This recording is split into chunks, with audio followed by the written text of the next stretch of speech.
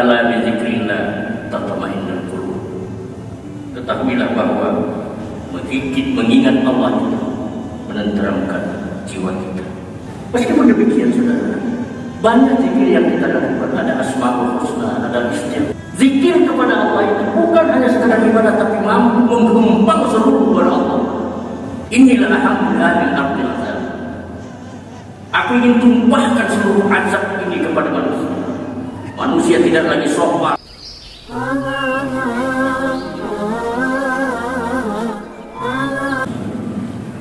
Alhamdulillah. Jangan lupa subscribe. ولم يكن له شريك في الملك ولم يكن له ولي من الذل وكبره تكبيرا. أشهد أن لا إله إلا الله وحده لا شريك له وأشهد أن سيدنا محمدا عبده ورسوله. اللهم صل وسلم وبارك على سيدنا محمد وعلى آله وأصحابه أجمعين. أما بعد فيا عباد الله، أوصيكم وإياي بتقوى الله فقد فاز المتقون. وقال الله تعالى في القرآن العظيم: أعوذ بالله من الشيطان الرجيم، يا أيها الذين آمنوا توبوا إلى الله توبة نصوحا. وقال أيضا: يا أيها الذين آمنوا اذكروا الله ذكرا كثيرا وسبحوه بكرة وأصيلا. وقال النبي صلى الله عليه وسلم: جددوا إيمانكم. وقال الصحابة: كيف نجدد إيماننا يا رسول الله؟ قال رسول الله: قولوا لا إله إلا الله. Saudaraku jemaah Jumat yang terhormat, wajarlah dan patutlah pada saat seperti ini kita menyampaikan rasa syukur kepada Allah Subhanahu wa Ta'ala, ketenangan rahmat, hidayah, inayah dan taufik. Kita masih diberikan kesehatan dan kesempatan serta kekuatan dalam menambah amal ibadah yang sudah ada. Tidak sedikit orang-orang yang di luar sana mereka punya kesehatan, kekuatan, tapi tidak tergerak hatinya untuk mendatangi rumah Allah pada hari ini. Masjid merupakan rumah Allah di bumi ini, tapi tidak semua orang yang bisa masuk ke masjid ini kecuali orang-orang yang dipanggil dengan iman. Tidak sedikit orang yang hanya 10 meter, 20 meter, 30 meter rumahnya dari masjid ini, tapi itu terasa jauh sekali karena langkahnya tidak pernah sampai ke masjid. Sebaliknya, tidak sedikit juga orang-orang yang terpanggil untuk melaksanakan ibadah kepada Allah, mendapat bimbingan dari Allah, mendapat hidayah dari Allah, kalbunya terbuka, pikirannya berjalan, kakinya melangkah dari tempat rumahnya, meskipun rumah itu berpuluh kilometer dari tempat ini, tapi itu seakan-akan karena dia punya panggilan iman. Bersyukurlah kita pada hari ini, saudara, di tempat yang mulia ini. Bukan saja Allah panjangkan usia kita, tapi dibukakan Allah hati kita untuk memenuhi panggilannya di hari yaumul Jumat. Idza nudiya lis-salati min yaumil Jumat fas'au ila dzikrillah wa dharul bai'.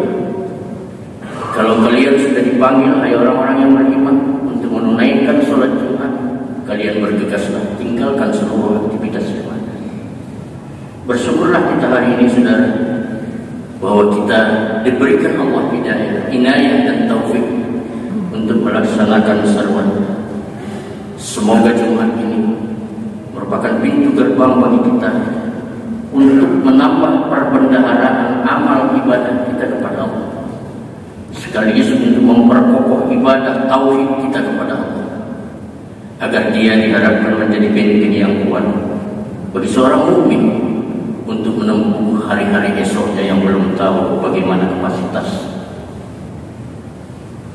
Saudara sekalian, kalaulah kita hendak mendengar, membaca, melihat, menyaksikan betapa hari ini kita seakan-akan sudah dikacaukan oleh berbagai masalah, godaan setan serta sekutu-sekutunya terus-menerus menggoda manusia ini akan meninggalkan akhlak, meninggalkan ibadah, meninggalkan akidahnya, bahkan syariat. Godaan itu datang berbagai pihak, saudara, dari berbagai pihak, baik dari dalam maupun dari luar Islam. Untuk mengumpang semua itu, kita yang hadir hari ini diperlukan satu benteng yang kuat, benteng bangunan yang kuat dan tinggi untuk menghalangi kita agar tidak digoda oleh godaan dan tipuan-tipuan kemanusiaan dalam ini. Al-Alim Al-Allamah Imam Syihabuddin Ibnu Hajar Al-Asqalani yang hidup 900 tahun yang lalu pernah menukilkan beberapa pendapat, beberapa hadis di dalam kitabnya yang kemudian disalah oleh Al-Imam An-Nawawi Al-Bantani dalam Nafaihul Ibad. Kata beliau, al-husulil mu'minin min asy-syaitan salat, untuk membentengi manusia dari godaan-godaan setan, tipu daya setan. Di garis bawah ini, setan itu adalah jin dan manusia. Ada 3 syarat, setidaknya ada 3. Saudara, untuk membentengi kaum mukminin itu dari serangan-serangan terhadap orang-orang beriman. Karena masih terlalu banyak gangguan setan dan seterusnya terhadap orang-orang yang beriman. Masih terlalu banyak hari ini golongan setan yang coba-coba menghancurkan akidah umat Islam, yang menghancurkan syariat Islam. Masih banyak mereka tayang tangan kaum setan yang tak suka terhadap perkembangan iman manusia, tidak suka terhadap perkembangan agama Islam yang betul. Mereka melakukan itu dari berbagai upaya. Untuk itu kata Al-Asqalani, paling tidak setidaknya ada 3 yang bisa membentengi kita dari godaan-godaan itu. Pertama, al-masjid.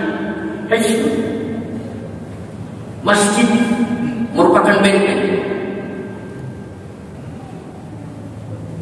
bagi seorang muslim dan mukmin yang mau datang ke masjid, yang mau memakmurkan masjid, yang mau beribadah ke masjid. Karena masjid adalah tempat yang senantiasa terbuka menerima siapapun orang yang datang kepadanya.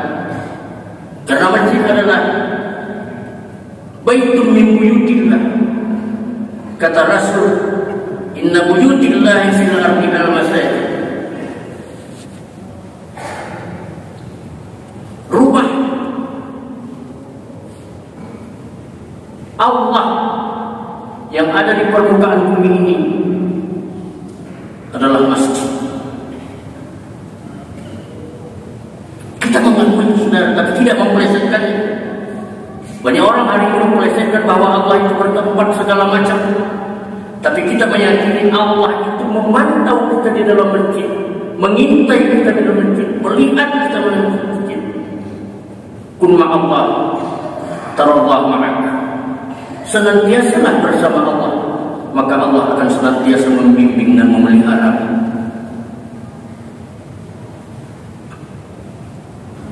Saudara-saudara sekalian, masjid adalah tempat yang mulia. Sekali lagi, tidak semua orang yang bisa masuk masjid, saudara, kecuali orang-orang yang beriman, kecuali orang-orang yang hatinya bergantung kepada masjid. Rajulun mu'allaqun qalbahu mu'allaqun bil masajid.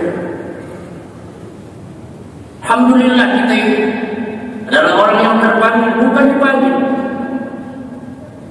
bukan terpaksa, tapi dengan ketulusan, dengan kewajiban.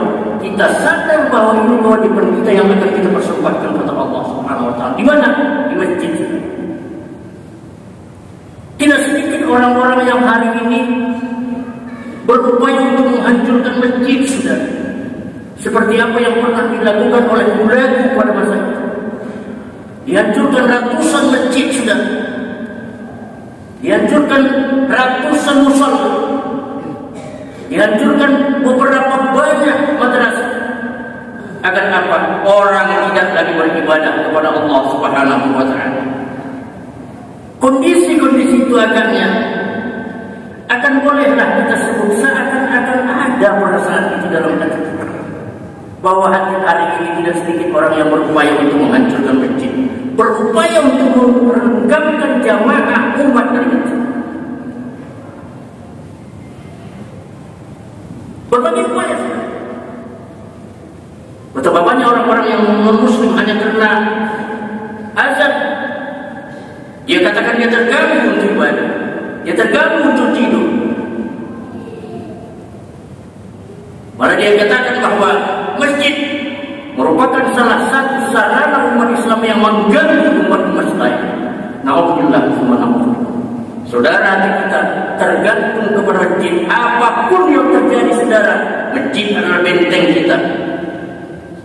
Rasul Muhammad SAW ketika sampai di Madinah ketika hijrah, sebelum sampai ke Madinah, saudara, di kampung yang bernama Quba, Rasul mendirikan sebuah masjid untuk kemudian disebut dengan Masjid Quba.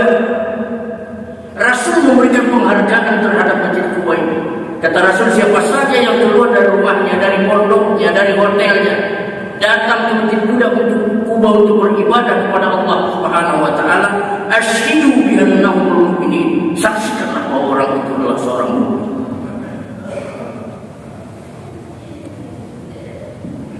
Saudara-saudaraku sekalian, Senin, Selasa, Rabu, Kamis, Rasul bertolak dari Masjid Quba, kemudian berjalan menuju Nasri, yang untuk kemudian kita sebut dengan Madinah.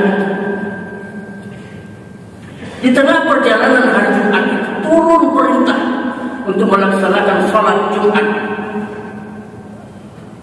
di satu daerah Bani Muslim, Bani Salim. Maka Rasul berhenti di situ,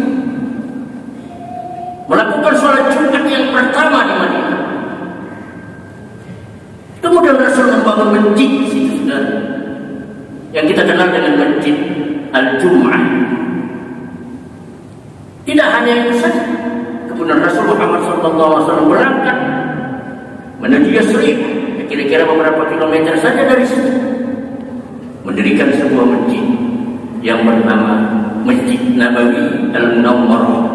Dan itu merupakan salah satu penghargaan Allah kepada Rasul Muhammad SAW. Masjid yang dia bangun itu Allah berikan pahala bagi orang-orang yang berangkat ke Masjid Nabawi. Satu kali dia sholat di situ, Allah ganjar dengan 1000 kali pahala di dalamnya. Betapa hebatnya, saudara, masjid itu. Hari ini merupakan masjid kerinduan. Ketika seorang yang umrah, ketika seorang yang haji, ketika seorang yang pernah sudah umrah, ketika seorang yang pernah haji, ketika dia bayangkan melihat pucuk hijau Quba itu, air mata tak bisa dia tahan-tahan. Karena apa? Itu masjid sejarah, itu masjid lambang Islam, perkenalan Islam, masjid bagi Rasul. Tidak saja hanya untuk ibadah, untuk zikir, untuk salat, tapi masjid juga merupakan salah satu sarana yang dilakukan oleh Rasul untuk memperkenalkan Islam ini ke tengah-tengah masyarakat ketika itu. Masjid dibangun. Masjid juga merupakan salah satu tempat bermusyawarah, membicarakan masalah ekonomi, masalah budaya, politik, dan peperangan dimulai dari masjid. Itulah hebatnya masjid, maka disebutkan sebagai benteng pertahanan seorang muslim. Dari itu, saudara, mari jangan tinggalkan masjid. Apapun cerita, ke depan ini barangkali akan ada saja setan-setan yang akan menggiring manusia ini agar meninggalkan masjid, mengosongkan masjid. Hati-hatilah itu. Kita banyak sudah, tapi kadang-kadang orang kita pun sengaja untuk melakukan itu. Ada seorang profesor hari ini, ahli, hebat, luar biasa, terkenal, tapi dia katakan belum yakin Nabi Muhammad itu masuk surga. Na'udzubillah, summa na'udzubillah. Itu adalah ingin menghancurkan benteng umat Islam ini dari qalbunya, dari akidah, dari syariat, dari imannya, dari ibadah. Kita tidak yakin dengan Nabi Muhammad itu masuk surga. Barangkali dia pun tidak yakin lagi bahwa Muhammad itu sebagai nabinya. Hati-hati sudah. Orang pintar yang itu, bukan orang bodoh, orang pintar, guru besar, maha guru. Hati-hatilah kita itu. Karena itu saudara sekalian, mari kita jadikan masjid ini menjadi basis hati kita untuk mendekatkan diri kepada Allah Subhanahu wa Ta'ala. Ketika sudah kedua saudara, bahwa adzikrillah ta'ala asma, berzikir kepada Allah Subhanahu wa Ta'ala itu juga benteng bagi seorang mukmin agar dia terlepas dari godaan setan dan pengaruh. Zikir adalah satu sarana seorang hamba ingat kepada Tuhan, mengakui kebesaran Tuhan, berupaya untuk mengenal Tuhan. Dan itu kata Rasul, itu imanakum. Perbaharuilah iman kalian, siapapun kalian. Sahabat waktu itu bertanya, kaifan jadidu imanana ya Rasul? Bagaimana caranya ya Rasul kami memperbaharui iman kami setiap hari? Kata Rasul, ucapkanlah zikir la ilaha illallah. Dengan itu kalian kenal Allah itu, kalian tanda Allah itu. Kenapa? Ketika kalian menyebutkan la ilaha illallah, tiada Tuhan yang disembah kecuali Allah, tidak ada yang benar kecuali Allah, tidak ada yang besar kecuali Allah, tidak ada yang maha kuasa kecuali Allah, tidak ada yang melindungi kecuali Allah. Orang yang misalnya senantiasa berzikir kepada Allah tidak akan takut kepada apapun saja di atas dunia ini. Tapi berzikir pun dia harus melaksanakan syariat, dia harus sholat, harus melaksanakan ibadah-ibadah lain, tidak hanya sekedar zikir saja. Mari kita berzikir kepada Allah, karena Allah sering menyebut kita, ya ayyuhalladzina amanu dzkurullaha dzikran katsiran wa sabbihuhu bukratan wa asila. Jika seseorang yang sering hatinya gundah, pikirannya gulana, perasaannya susah, padahal dia tidur di rumah yang besar, pangkatnya ada, jabatannya tinggi, fasilitasnya cukup, segalanya, keluarga ada, orang-orang di sekelilingnya banyak, tapi dia tidak merasakan tenang di situ. Hatinya setiap saat terganggu. Dia merasa sunyi di keramaian itu, merasa miskin di tengah-tengah kekayaan yang menumpuk itu. Barangkali dia jarang melakukan zikir kepada Allah. Akibatnya saudara, tidak sedikit orang terperosok ke lembah yang dilarang oleh Allah. Walaupun jabatan tinggi, kekayaannya banyak, tapi korupsi dilakukannya juga saudara. Bahkan dia dengan senyum-senyum, kenapa? Tidak ada adab, tidak ada akhlak lagi di dalam dirinya. Ketawa ketinggi ketika dia diperiksa, menyatakan ini hanya sekedar biasa saja. Saudara-saudara sekalian, karena itu zikir sangat penting bagi kita. Ketenangan hati sangat penting bagi seorang mukmin. Ala bi dzikrillah tatma'innul qulub. Ketahuilah bahwa mengingat Allah itu menenteramkan jiwa kita. Meskipun demikian saudara, banyak zikir yang kita lakukan, ada asmaul husna, ada istighfar, segala macam. Karena zikir kepada Allah itu bukan hanya sekedar ibadah, tapi mampu mengembang seluruh kepada Allah. Inilah alhamdulillahil ardil azab. Aku ingin tumpahkan seluruh azab ini kepada manusia. Manusia tidak lagi sopan, manusia tidak lagi menghargai orang, manusia sudah tidak menghargai segala sesuatu, bahkan mereka pernah ngintip terhadap ibadah dan Allah. Ingin aku menumpahkan segala balai. Tapi kata Tuhan dalam hadis Rasulnya, falamma nazartu ila umari, tapi ketika aku tengok melihat ada orang-orang yang memakmurkan masjidku, mereka datang untuk bersilaturahmi, mereka datang untuk beribadah, membentuk jamaah, membentuk imamah. Wal mustahabbina, masih ada juga orang-orang yang berkasih sayang karena aku. Wal mustaghfirina, dan meminta ampun, berzikir kepada-Nya. Fasarabtu azabi, maka aku akan angkat azab dari mereka. Jadi saudara, salah satu penghampang azab itu adalah beristighfar, berzikir kepada Allah, memakmurkan masjid, serta membina silaturahim kita. Saudara, Rasul pernah Mu'adz bin Jabal, dia katakan, "Uhibbuka ya Mu'adz," sangat sayang kepada Mu'adz. "Labbaika ya Rasulullah," kata Mu'adz. "Awsani, kalau begitu bagi aku apa wasiat, apa yang harus dilakukan dalam hidup." Kata Rasul, "Wasiatkan kepadamu ya Mu'adz, jangan kau tinggalkan doa ini, amalan ini ketika kau sampai meninggalkan, selesai sholat. Silakanlah apa yang kau tinggalkan, tapi ini jangan cuma kau tinggalkan." Apa itu?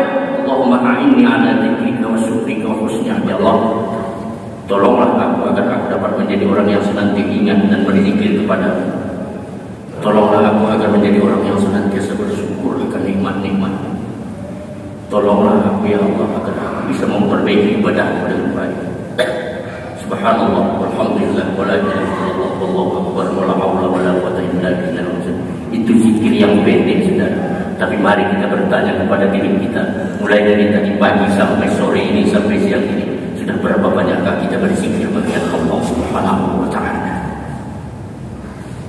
Karena itu mari kita dawamkan zikir ini kepada diri kita. Karena bagaimanapun ketika nanti saudara mati, kita mati, yang pertama ditanya oleh malaikat munkar wa nakir bukan sholat, bukan zakat, bukan fitrah, bukan harta kekayaan, tapi yang ditanya Tuhan ma rabbuka. Orang tidak akan pernah bisa mengenal Tuhan kecuali dia mengakui Tuhan, tiada Tuhan melainkan Allah. Saudara sekalian, yang ketiga, kita disuruh untuk melakukan membaca Al-Quran. Itu juga isu Al-Quran, keyakinan kita merupakan ibadah kita. Dia memberikan nur, menjadikan penerangan kepada kita. Kita bisa lihat jendela, bisa lihat pintu, kita bisa lihat ke atas dan ke bawah masjid ini karena ini terang. Kita bisa beraktivitas di luar karena terang. Kita beraktivitas di kantor karena juga terang. Ada cahaya, ada lampu. Tapi lampu ini sudah tidak akan bisa menerangi seseorang dalam kuburnya kecuali amal ibadahnya dengan membaca Quran.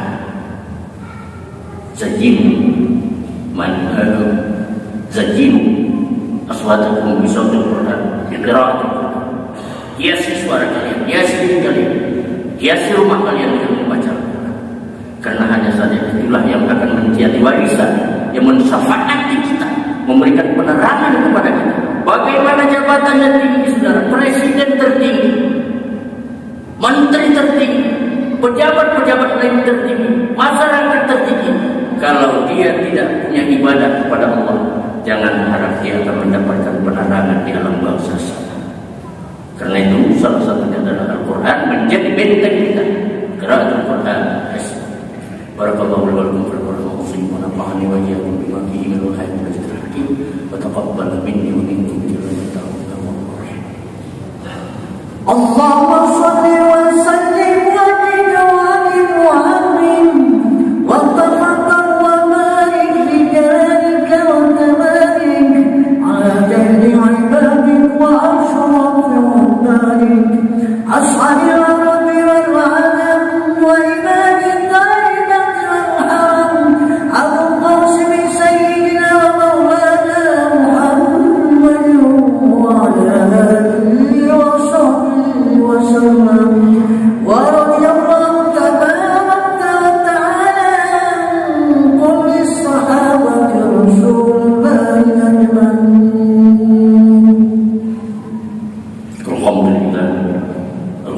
التي أنزل السكينة في قلوب المؤمنين ليزدادوا إيمانا مع إيمانهم ولله جنود السماوات والأرض وكان الله عليم حكيم.